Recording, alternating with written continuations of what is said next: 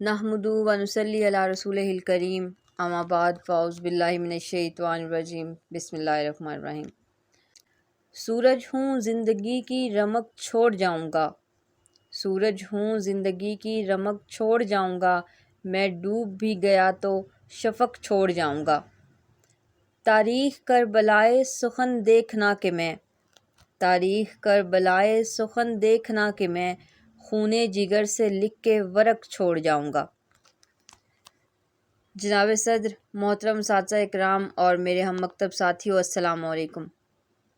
آج جس موضوع پر مجھے لب کشائی کرنے کا موقع ملا ہے وہ ہے یوم آزادی اور اقبال کا شاہین۔ جناب صدر، ستمبر 1948 کا منظر ہے۔ کوئٹہ کے ایئرپورٹ سے ایک جہاز اڑان بھرتا ہے، فضاؤں کا سینہ چیرتا ہوا کراچی میں اترتا ہے۔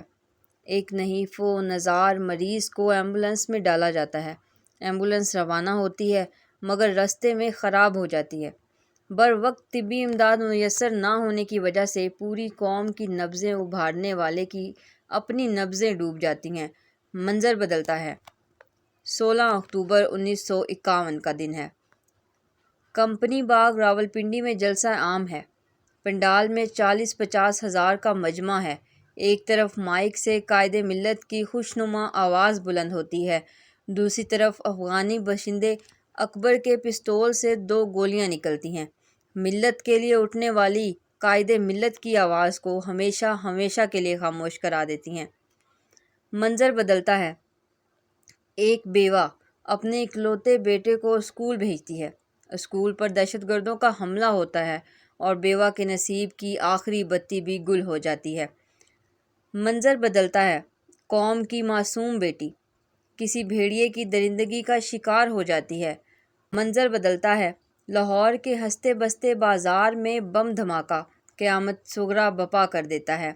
کہیں جیل کی سلاخوں کے پیچھے بے گناہ ایڑیاں رگڑ رگڑ کر مر جاتے ہیں تو کہیں مری کا برفانی طوفان سیاحوں کا قبرستان بن جاتا ہے۔ عالی جناب، کراچی کا سنسان رستہ، راولپنڈی کا کمپنی باغ اور پشاور کا آرمی اسکول ہی نہیں، وطن عزیز کا ذرہ ذرہ اپنی تاریخ آنکھیں اور تاریخ تر نصیب لیے زبان حال سے چل رہا ہے۔ قصاص خون تمنا کا مانگیے کس سے، قصاص خون تمنا کا مانگیے کس سے، گناہ گار ہیں کون اور خون بہا کیا ہے۔ برما میں امت مسلمہ کے قتل کا بازار گرم ہوتا ہے مگر حقوق انسانی کے علمبردار سوئے رہتے ہیں۔ کشمیر میں اٹوٹ انگ کی صفا خانہ ضد خون کی ہولی کھیلتی ہے مگر اقوام عالم پرسکوت طاری ہے۔ فرانس میں ناموس رسالت پر رقیق حملے کی جسارت کی جاتی ہے مگر ضمیر عالم پر مردنی چھائی رہتی ہے۔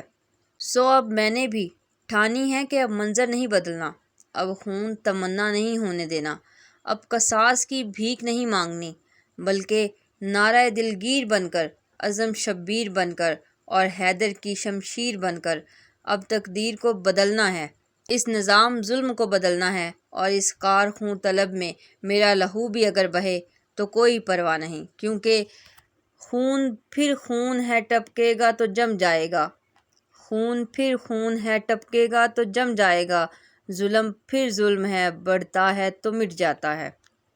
صدر علی وقار، اقوام عالم کو یہ خبر کر دی جائے، سامراجی خداؤں کو بتا دیا جائے کہ میں اقبال کا شاہین ہوں، میں پرواز سے تھک کر نہیں گرتا، میں قہاری بھی ہوں اور غفاری بھی، قدوسی بھی ہوں اور جبروت بھی، حیدری فکر بھی میرا اور دولت عثمانی بھی میری، عصائے کلیمی بھی میرا اور ضرب ید اللہ بھی میری۔ میں زندگی کی آنکھوں میں آنکھیں ڈال کر یہ کہتی ہوں کہ قاتل میرا نشاں مٹانے پہ ہے بازد، کہ قاتل میرا نشاں مٹانے پہ ہے بازد، میں بھی سنہ کی نوک پہ سر چھوڑ جاؤں گا، میں اپنے ڈوبنے کی علامت کے طور پر دریا میں ایک آدھ بھنور چھوڑ جاؤں گا۔ لشکر کریں گے میری دلیری پہ تبصرے، لشکر کریں گے میری دلیری پہ تبصرے، مر کر بھی زندگی کی خبر چھوڑ جاؤں گا۔